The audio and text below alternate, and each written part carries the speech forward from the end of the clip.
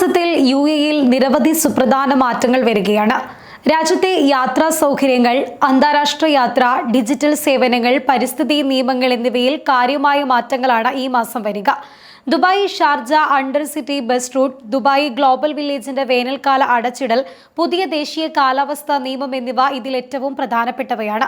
Dubai roads and transport authority May 2 മുതൽ ദുബായിക്കും ഷാർജയ്ക്കും ഇടയിൽ പുതിയ E308 under city bus root ആരംഭിക്കുകയാണ്. ദുബായിലെ സ്റ്റേഡിയം ബസ് സ്റ്റേഷനിൽ നിന്ന് ഷാർജയിലെ അൽ ജുബൈൽ ബസ് സ്റ്റേഷനിലേക്കാണ് ഈ സർവീസ്. ഈ ബസ്സിൽ വൺ സൈഡ് യാത്ര ചെയ്യാൻ ഒരാൾക്ക് ടിക്കറ്റ് നിരക്ക് 12 ദിർഹമാണ്. യാത്രക്കാരുടെ സൗകര്യം വർദ്ധിപ്പിക്കുന്നതിനായി മറ്റ് അണ്ടർ റൂട്ടുകൾ മാറ്റങ്ങൾ വരുത്താനും RTA പദ്ധതിയിടുന്നുണ്ട്. ഇതിനു പുറമെ മെയ് 1 മുതൽ അജ്മാൻ പബ്ലിക് ട്രാൻസ്പോർട്ട് അതോറിറ്റി അജ്മാനിലെ അൽ മുസല്ല ബസ് സ്റ്റേഷനെ അൽ ഐൻ ബസ് സ്റ്റേഷനുമായി ബന്ധിപ്പിച്ച് പുതിയ റൂട്ട് കൂടി ആരംഭിക്കുന്നുണ്ട്. അതേസമയം യുഎഇയിലെ പ്രധാന വിനോദസഞ്ചാര കേന്ദ്രമായ ഗ്ലോബൽ വില്ലേജ് മെയ് 11-ന് 29ാം സീസൺ അവസാനിപ്പിച്ച് വേനൽക്കാലത്തേക്ക് അടച്ചിടുകയാണ്.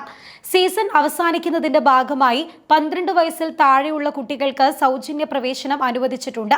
സാധാരണയായി 3 വയസ്സിൽ താഴെയുള്ള കുട്ടികൾക്കും 65 വയസ്സിന് മുകളിലുള്ള മുതിർന്ന പൗരന്മാർക്കും ഭിന്നശേഷിക്കാർക്കുമാണ് ഇവിടെ സൗജന്യ പ്രവേശനമുള്ളത്.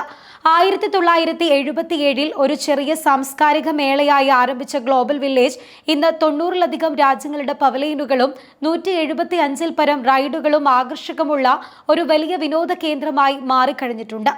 മറ്റൊരു മാറ്റം യുഎഇ അടക്കമുള്ള രാജ്യങ്ങളിൽ നിന്ന് തായ്ലൻഡിലേക്ക് പോകുന്നവർക്ക് ഡിജിറ്റൽ അറൈവൽ കാർഡ് നിർബന്ധമാക്കി എന്നതാണ്. മെയ് 1 മുതൽ എല്ലാ വിദേശ സന്ദർശകരും തായ്ലൻഡ് ഡിജിറ്റൽ അറൈവൽ കാർഡ് സമർപ്പിക്കേണ്ടത് നിർബന്ധമാണ്.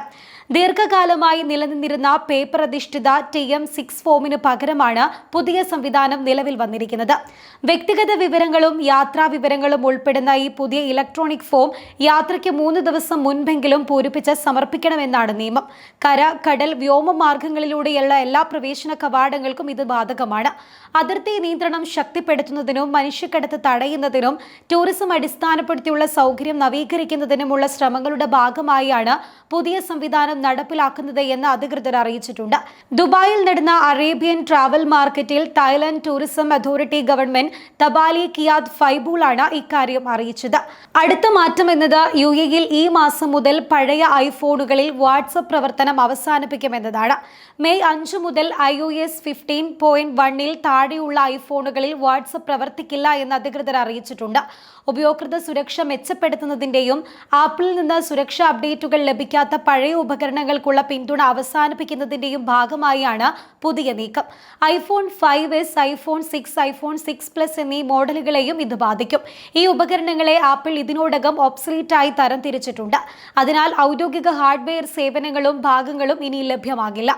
മെയ് മാസം മുതൽ യുഎഇയുടെ പുതിയ കാലാവസ്ഥാ നിയമവും പ്രാബല്യത്തിൽ വരികയാണ്.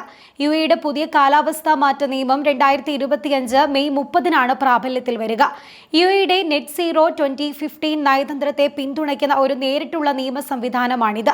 ഈ നിയമം നൂതന ആശയങ്ങൾ, ഗവേഷണം, സാങ്കേതിക മുന്നേറ്റം എന്നിവ പ്രോത്സാഹിപ്പിക്കുന്നുണ്ട്. പരിസ്ഥിതി സംരക്ഷണ പ്രവർത്തനങ്ങളിൽ സ്വകാര്യ മേഖലയുടെ പങ്കാളിത്തം ശക്തിപ്പെടുത്തുക, ശേഷി വർദ്ധിപ്പിക്കുക, കാലാവസ്ഥാ വിവരങ്ങളിലും പരിഹാരങ്ങളിലും അന്താരാഷ്ട്ര സഹകരണം പ്രോത്സാഹിപ്പിക്കുക എന്നിവയും ഈ നിയമത്തിന്റെ പ്രധാന ലക്ഷ്യങ്ങളാണ്.